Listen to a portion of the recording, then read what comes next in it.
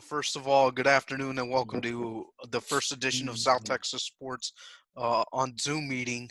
I just wanted to ask you right now off the air, you were talking about you're having discussions with the Dynamo, but I just got to ask you, just keeping it here domestically with RGV FC related, how's that been going? How constant have you been in communication with the players and the front office, just trying to at least have some sort of plan when once everything tries to resume to normal soccer activities? Well, there's a lot of communication, and obviously, with us being a hybrid, there's communications on a daily basis with one, both, or the other organization. So right now, pretty much our schedule goes. I speak with the organization here, RGV. I speak with Tyler Ron once or twice a week, whether it's via phone call. We've been also having video conference calls with our general manager, with Matt and Nick, Tylee, and Ron and myself, trying to do it every 2 weeks to at least be able to do a Zoom call and just to keep ourselves updated. Then we have with my staff, we have a Zoom meeting on Monday, the Wednesday, and then we have another video conference call on Fridays at 3 with Matt and Nick. So, and then with the players, we have two meetings on Wednesday and Wednesday on Friday. Besides just having individual conversations with them throughout the week. So we've kind of split ourselves in groups. And so, we're keeping tabs on the players. Also, in regards to knowing what it is that they're doing in regards to our strength and conditioning coach, they get sent a workout schedule, every week. And so, we're all in communication in regards to knowing what's going on and what the players are doing, even though it's a bit difficult to plan, being that we're just not really sure when we're going to be able to rejoin training outside. And now you were just talking about the difficulties of trying to just keep everyone in shape and being communicated with Houston and here down in the valley. So that's been probably like the biggest challenge that you've faced on a professional basis. But I just wanted to go a little bit off topic here.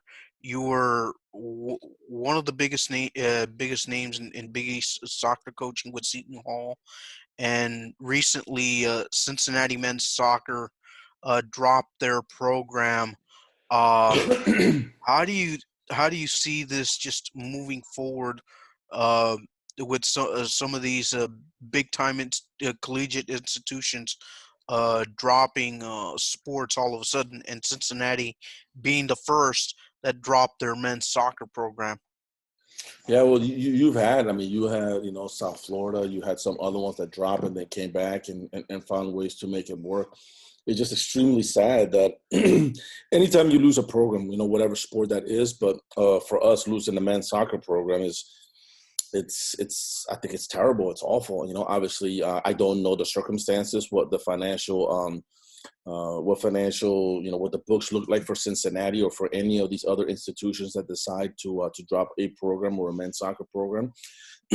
Obviously, that from a Title IX point of view, sometimes it's out of the hands of of the institutions, that they can't afford to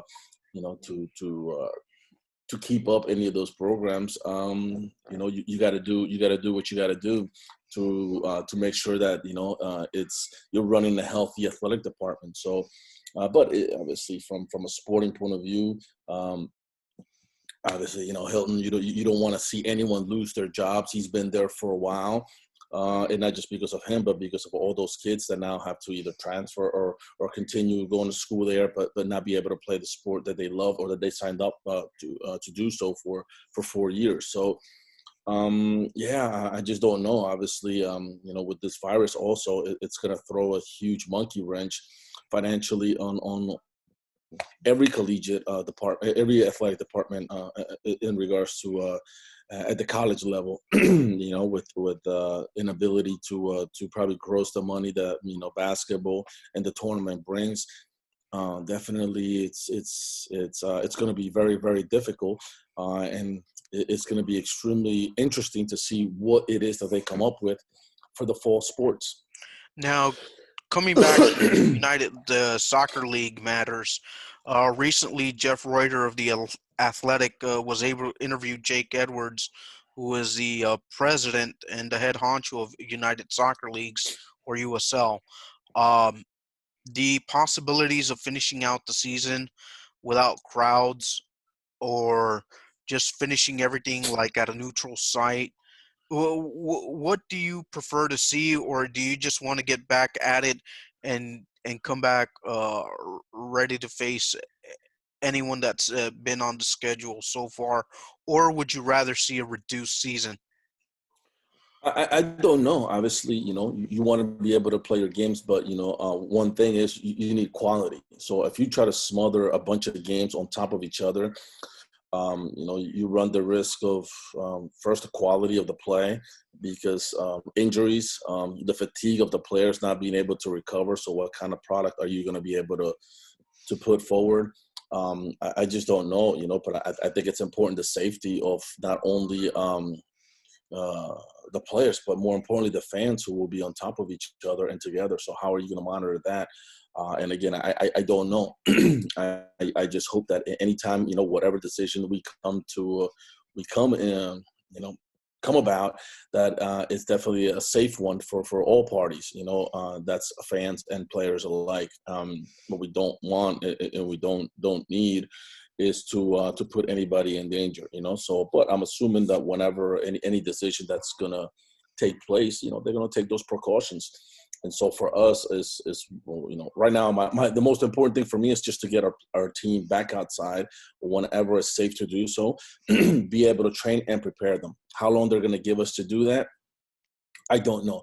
Whatever they do, we just have to make do with it and try to make the best of it. So I just want to make sure that, all of us, fans, players, and staff, that work these games are in a safe environment. And you just brought it up right now. They haven't given you such timeline, or such timeline to prepare. But in case that does ever happen, at what point do you foresee, like, okay, if they give us this amount of time, we'll be doing this? Do you already have something in plan? Uh, if they do give you guys the green light to come back? Well, yeah, I mean, right now we've been doing that by, giving the players, a fitness plan to stay, in shape, that as much as fit as they can be without actually, being able to join into team activities. So in that instance, we are prepared. It's just a matter of how much time. Do we have 3 weeks? Do we have 4 weeks? Do we have 5 weeks? Do we, you know what I mean? 2 weeks? Like, what is it to prepare? And so it's difficult to say that, because then, we take into consideration, once we get everybody together and see where everybody's at, then we can formulate a plan. But, when we know the exact time frame, then we can formulate that plan. Right now, it's just, it's so difficult to plan that out without knowing, and what restrictions we have. I mean, is it individual? Is it one-on-one? Is it one-on-three? Is it small groups? Then when can we go into big groups? So it's do they say, okay, for the first week, if it's 3 weeks, the first week you got to go in small groups, and then the next 2 weeks before you play, you can go into bigger groups. Or if you have 5 weeks and the first week is small groups, and then you have 4 weeks to go into big. It's just, until we know, what parameters, it's extremely difficult to try to plan that out, because there's just hundreds of scenarios that could play themselves out. So to have 100 scenarios like that it's not the easiest. I mean, we have an idea what we would do, in 3 weeks, 4 weeks, or 5 weeks, but it's difficult to really set forward, okay, this is exactly what we're going to do, because A, we don't know when we're going to start.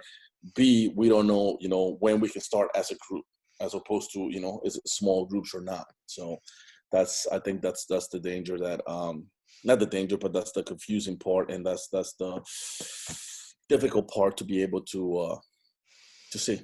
If it were to come down to playing games at a neutral site, like say at the IMG Academy, would you be in favor of finishing the season over there, or it's just something you wait and see what the league tells you? I'm good either way. I think it just has to make sense. First and foremost, for the health of the league and in each organization. You know what I mean? It's important. Obviously, do we want to? Yeah, we all want to play games. But it has to make sense from an organization point of view, and also for again for a health point of view. Having all of us in one spot, is that safe? Or having us, just be able to come with two teams come, and now you got to involve the travel. Do you bus? Do you fly? So Mhm. all these things, come into play. Now, can you generate revenue? Because these teams have to have a way to be able to sustain Mhm. themselves. And again, those are questions that is beyond me. Okay. I don't know. I mean, I'm just, whatever they tell us, I'll make the adjustments. For me, it's whether we're playing at home in a precise location, when it is. As soon as we know, it's our job to be able to then be ready and adapt to any situation in order to make it work. And then last question, just dealing with the recent developments with the U.S. Development Academy, and being that you were a part of it, how much does it hurt that the Development Academy has been shut down by U.S. Soccer, and how it's planning to come back via the MLS route? Yeah, it was just so sudden. It caught us all by off guard. I think right now it's just a matter of, the most important thing is what are we going to do for the kids? Okay, so what plan are they going to come up for the kids, for all of these players, to make sure to be able to first and foremost develop, be able to showcase themselves. Now, obviously, the majority of these guys, of these kids, is such a small percentage that will go pro, and then what are we doing for those guys? Now, the biggest percentage is those who are going to go into college. How are they going to be prepared to be able to play in the fall? Now, the other thing is there going to be a fall season? With all this, when are universities going to start to reopen? When are they going to be able to compete? So there's just such uncertainty, and obviously losing an organization as big as the DA. I think it was a shocker. I mean, it caught us all by surprise for sure. Let's see what the MLS does. How are they going to be able to either form and try to, I guess, bring this back together and tie it together. Again, I don't know. I'm not in those conversations exactly what it is they're planning to do. For us, it's important that we continue with what's going on right now, and doing all the things from for our younger players, all the coaches, the academy coaches here at RGV, and also with the Dynamo. They're staying on top of the players, making sure that they're doing the preparing fitness-wise. They're doing tactical sessions on Zoom, on video conferencing. So I think, they're engaging all of these young players, making sure that we don't lose, or that we're not wasting opportunities to learn and get better, whether it's individually at home doing their skill work, or doing some Zoom calls where, they're having tactical and soccer-related activities. So in that regards, it's just, I think everybody's just waiting to see when they can go outside and train, because there's just such a limitation of what you can do. Any child, or can do on their own. They can just work on their skill, but they're not necessarily playing a team game. And that's why I think the importance of the video conference calls, and the tactical work that they can do in regards to to doing team bonding and team activities, via video conferencing. So. All right. Well, Coach, I'll let you go on that, and thank you for joining us today this afternoon. Thank you so much. No, Ray, it's always a pleasure. Stay safe. Make sure that Thank you, you Coach. You let all too. of everybody else that stay safe and stay home. All right. All right, take care. Thank you, Coach. All right, you too. Bye Bye bye. bye.